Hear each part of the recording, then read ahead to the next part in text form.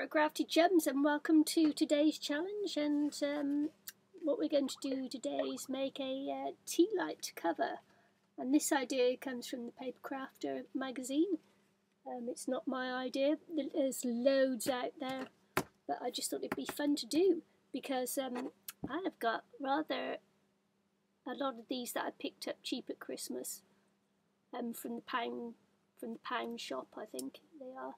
You know, the tea lights, so I thought it might be fun just to make a little cover for it, because look at that Christmas themed. You see, you don't want Christmas themed stuff all around. So what I've got is, I've got a piece of paper here, and it is 5 and so it's just over 5 1/4 inches by 8, because it's an 8 by 8 pad, so 8 and 5 1/4. It's 5 1/2. This is the 5 1/4, 5 1/2 is the height of it. So you would make that height whatever height you want. The reason why it's 8 long is because if you measure this, it's actually something like 1.5 inches in diameter. So circumference diameter, yeah, 1.5 in diameter, so you want something just to go around that, and this will, so I didn't want that, so it's 8 by just over 5 1/4 on mine. And what I'm going to do is score it, and I'm going to score it at 2.5. and 5. And the next one to score would be 7.5, because it's 8 inches long, but you want it like 1/2 inch that end. So I'm going to turn it round because I ran out of board, and then that will be there. So we're just going to make our folds.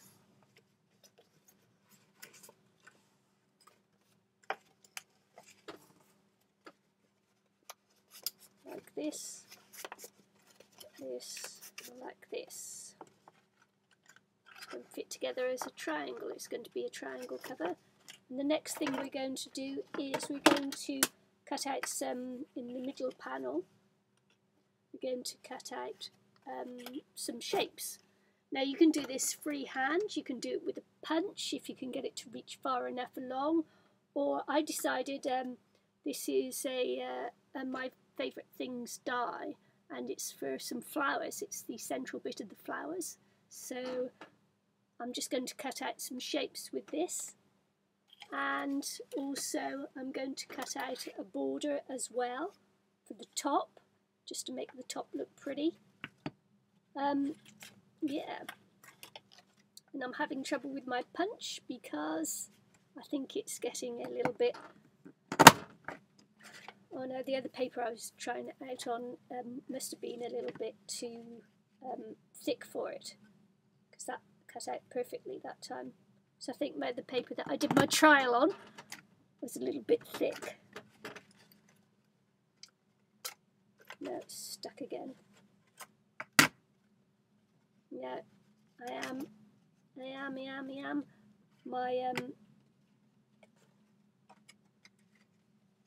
I think I need to do the old foil trick on it maybe. Oh no, it's okay, cut okay. Don't know, maybe I'm just being silly. Am I being silly Billy? So I'm just measuring up, making the border. If you don't have punches, just do it by hand. You know, make a nice edging by hand. Don't have to use punches.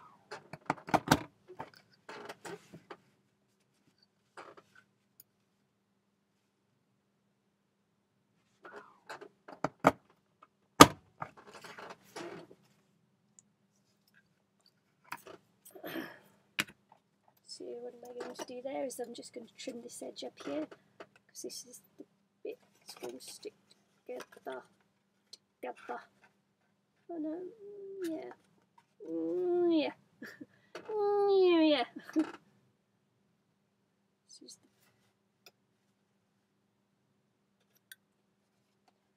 the little flap that secures it together, so that would do there. Just perfecto. Perfecto that was. That's good.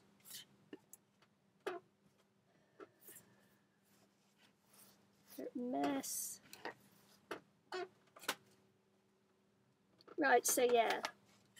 So we're going to make some little pattern shapes in the middle there, and you'll actually see me use my Kettlebug. Yay!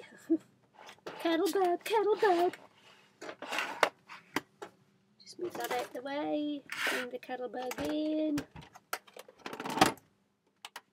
Little cutting plates out. I don't normally do this very often because normally I prep everything beforehand, but sometimes it's good to see me fumble with all the bits and pieces that I wouldn't normally show you, isn't it? Anyway, what's she on about? So what I'm going to do is, I won't go all the way down because if you think about it, I don't really want this little bit of red and thing to show, so I'm going to come down to about there, making pattern shapes. So, in theory, that's what I'm going to do. In practice, we'll see. Because you know what it's like.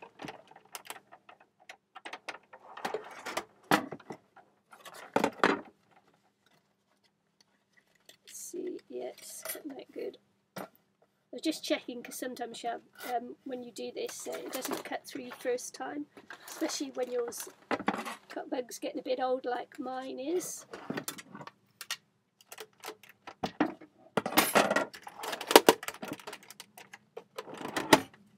Sometimes it goes down and sometimes it doesn't. Right, so that's the start of it. I wasn't going to do this square. I was going to do like off-centered, but we'll see. We'll see how it comes out. See how it comes out. So I'm just doing this on the central piece, and I don't want to go too close to the corners, and down. Don't want to go too close to the corners, don't want to go too close to the bottom.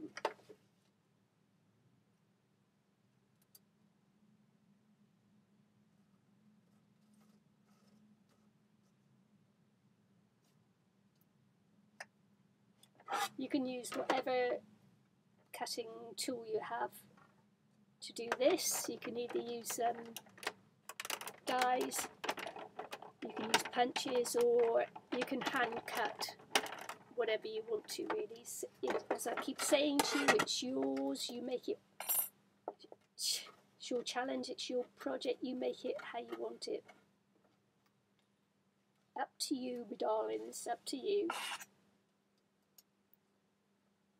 Well, I was hoping to get one more in there, but it's not going to, so yes, no. Should have started the other end. Didn't quite have enough room to go there. Should have started the other end really and worked down, I feel that would have been better. So don't start at the bottom, start at the top.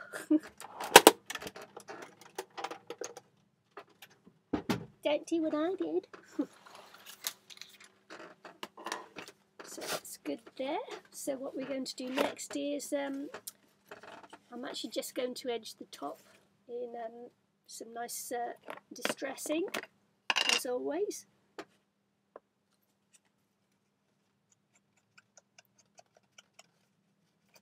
I just think that when you just ink the edges, it helps to finish things off a little bit.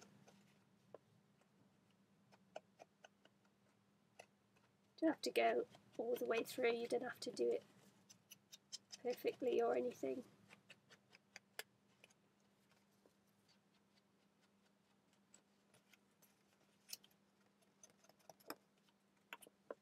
Just going to do the creases as well.